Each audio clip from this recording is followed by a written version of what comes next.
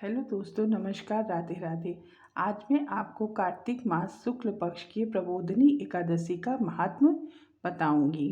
कार्तिक शुक्ल पक्ष में जो एकादशी होती है उसकी महिमा मैं आज आपको बता रही हूँ। भगवान श्री कृष्ण बोले, राजन, कार्तिक के शुक्ल पक्ष में जो एकादशी होती है उसका जैसा वर्णन ब्रह्मा जी ने नारद जी से किया था वही मैं तुम्हें बताता हूँ। पिताजी, नारद जी ने कहा, पिताजी, जिसमें धर्म कर्म में प्रवृत्ति कराने वाले भगवान गोविंद जागते हैं, उस प्रबोधिनी एकादशी का महात्म आप हमें बताइए। मुनि श्रेष्ठ, प्रबोधिनी का महात्म पाप का नाश, पुण्य की वृद्धि, उत्तम बुद्धि वाले पुरुषों को मोक्ष प्रदान करने वाला है। समुद्र से लेकर सरोवर तक जितने भी तीर्थ हैं वे सभी अपने महात्म की तभी तक गर्जना करते हैं जब तक कि कार्तिक मास में भगवान विष्णु की प्रबोधिनी तिथि नहीं आ जाती है। प्रबोधिनी एकादशी को एक ही उपवास कर लेने से मनुष्य 1000 अश्वमेघ तथा 100 राज्य सूर्य यज्ञ का फल पा लेता है। बेटा, जो दुर्लभ है उसकी प्राप्ति असंभव है तथा जिसे त्रिलोकी में किसी ने भी नहीं देखा है, ऐसी वस्तु के लिए भी याचना करने पर प्रबोधिनी एकादशी उसे देती है। भक्तिपूर्वक उपवास करने पर मनुष्यों को हरि प्रबोधिनी एकादशी ऐश्वर्य, संपत्ति, उत्तम बुद्धि, राज तथा सुख प्रदान करती है। मेरु पर्वत के समान जो बड़े बड़े पाप हैं उन सबको ये पाप नाशनी प्रबोधिनी एक ही उपवास में भस्म कर देती है।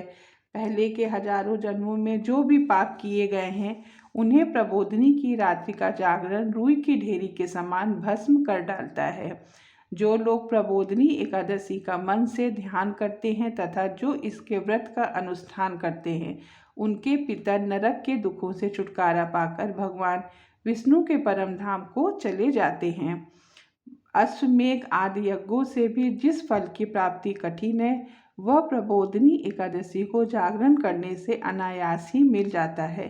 संपूर्ण तीर्थों में नहाकर सुवर्ण और पृथ्वी दान करने से जो फल मिलता है वह श्री हरि के निमित्त जागरण करने मात्र से मनुष्य प्राप्त कर लेता है। जैसे मनुष्यों के लिए मृत्यु अनिवार्य है, उसी प्रकार धन संपत्ति मात्र भी क्षण भंगुर है। ऐसा समझकर एकादशी का व्रत करना चाहिए। तीनों लोकों में जो कोई भी तीर्थ संभव है वे सब प्रबोधिनी एकादशी का व्रत करने वाले मनुष्य के घर में मौजूद रहते हैं। कार्तिक की हरि प्रबोधिनी एकादशी पुत्र तथा पौत्र प्रदान करने वाली है। जो प्रबोधिनी को उपासना करता है वही ज्ञानी है, वही योगी है, वही तपस्वी और वही जितेंद्रिय है तथा उसी को भोग और मोक्ष की प्राप्ति होती है। प्रबोधिनी एकादशी को भगवान विष्णु के उद्देश्य मात्र से जो स्नान, दान, जप और होम करता है वह सब अक्षय होता है।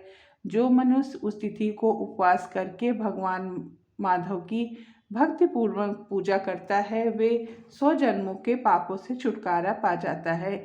इस व्रत के द्वारा देवेश्वर जनार्दन को संतुष्ट करके मनुष्य संपूर्ण दिशाओं को अपने तेज से प्रकाशित करता हुआ श्री हरि के बैकुंठ धाम को जाता है। प्रबोधिनी को पूजित होने पर भगवान गोविंद मनुष्यों के बचपन, जवानी और बुढ़ापे में किए हुए 100 जन्मों के पापों को, चाहे वे अधिक हो या कम, धो डालते हैं। अतः सर्वथा प्रयत्न करके संपूर्ण मनोवांछित फलों को देने वाली देवादि जनार्दन की उपासना करनी चाहिए। बेटा, नारद जो भगवान विष्णु के भजन में तत्पर होके कार्तिक में पराय अन्न का त्याग करता है वह चंद्रायण व्रत का फल पाता है। जो प्रतिदिन शास्त्रीय चर्चा से मनोरंजन करते हुए कार्तिक मास व्यतीत करता है वह अपने संपूर्ण पापों को जला डालता है, 10,000 यज्ञों का फल प्राप्त करता है। कार्तिक मास में शास्त्रीय कथा के कहने सुनने से भगवान मधुसूदन को जैसा संतोष होता है वैसा उन्हें यज्ञ, दान अथवा जप आदि से नहीं होता। जो शुभ कर परायण पुरुष कार्तिक मास में एक या आधा श्लोक भी भगवान विष्णु की कथा बाजते हैं उन्हें 100 गोदान का फल मिलता है। महामुनि, कार्तिक में भगवान केशव के सामने शास्त्र का स्वाध्याय तथा श्रवण करना चाहिए। मुनि श्रेष्ठ, जो कार्तिक में कल्याण प्राप्त के लोभ में श्री हरि की कथा का प्रबंध करता है वह अपनी 100 पूरी पीढ़ियों को तार देता है। जो मनुष्य सदा नियम पूर्वक कार्तिक मास में भगवान विष्णु की कथा सुनता है उसे सहस्त्र गोदान का फल मिलता है। जो प्रबोधिनी एकादशी के दिन श्री विष्णु की कथा का श्रवण करता है उन्हें 7 दीपों से युक्त पृथ्वी दान करने का फल प्राप्त होता है। मुनि श्रेष्ठ जो भगवान विष्णु की कथा सुनकर अपनी शक्ति के अनुसार कथावाचक की पूजा करते हैं उन्हें अक्षय लोक की प्राप्ति होती है। नारद जो मनुष्य कार्तिक मास में भगवत संबंधी गीत और शास्त्र विनोद के द्वारा समय बिताता है उनकी पुनरावृत्ति मैंने नहीं देखी है। मुनि जो पुण्यात्मा पुरुष भगवान के समक्ष गान नृत्यवाद और श्री विष्णु की कथा करता है वह तीनों लोकों के ऊपर विराजमान होता है। मुनि श्रेष्ठ कार्तिक की प्रबोधिनी एकादशी के दिन बहुत से फल फूल कपूर अर्घजा और कुमकुम के द्वारा श्री हरि की पूजा करनी चाहिए। एकादशी आने पर धन की कंजूसी नहीं करनी चाहिए क्योंकि उस दिन दान आदि करने से असंख्य पुण्य की प्राप्ति होती है। प्रबोधिनी को जागरण के समय शंख में जल लेकर फल तथा नाना प्रकार के द्रव्यों के साथ श्री जनार्दन को अर्घ्य देना चाहिए। संपूर्ण तीर्थों में स्नान करके सब प्रकार के दान देने से जो फल मिलता है वही प्रबोधिनी एकादशी को अर्घ्य देने से करोड़ों गुना होकर प्राप्त होता है। देव ऋषि अर्घ्य के पश्चात भोजन और दक्षिणा आदि के द्वारा भगवान विष्णु की प्रसन्नता के लिए गुरु की पूजा करनी चाहिए। जो मनुष्य उस दिन श्री भगवत की कथा सुनता अथवा पुराण का पाठ करता है उसे एक एक अक्षर पर कपिल दान का फल मिलता है। मुनि श्रेष्ठ कार्तिक में जो मनुष्य अपनी शक्ति के अनुसार एकादशी का पालन करता है उसकी मुक्ति अविचल है। केतकी के एक पत्ते से पूजित होने पर भगवान गरुड़ ध्वज 1000 वर्ष तक अत्यंत तृप्त रहते हैं। देव ऋषि जो अगस्त के फूल से भगवान जनार्दन की पूजा करता है उसके दर्शन मात्र से नरक की आग बुझ जाती है।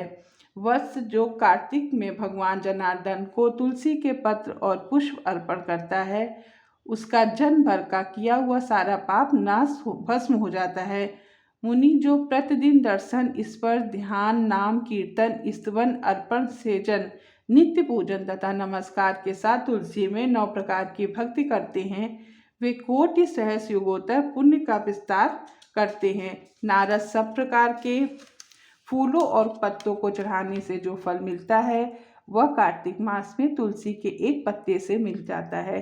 कार्तिक आया देख प्रतिदिन नियम पूर्वक तुलसी के कोमल पत्तों से महाविष्णु श्री जनार्दन का पूजा करना चाहिए। सो यज्ञों द्वारा देवता का यजन करने और अनेक प्रकार के दान देने से जो पुण्य होता है वह कार्तिक मास में तुलसी दल मास से केशव की पूजा करने पर प्राप्त होता है।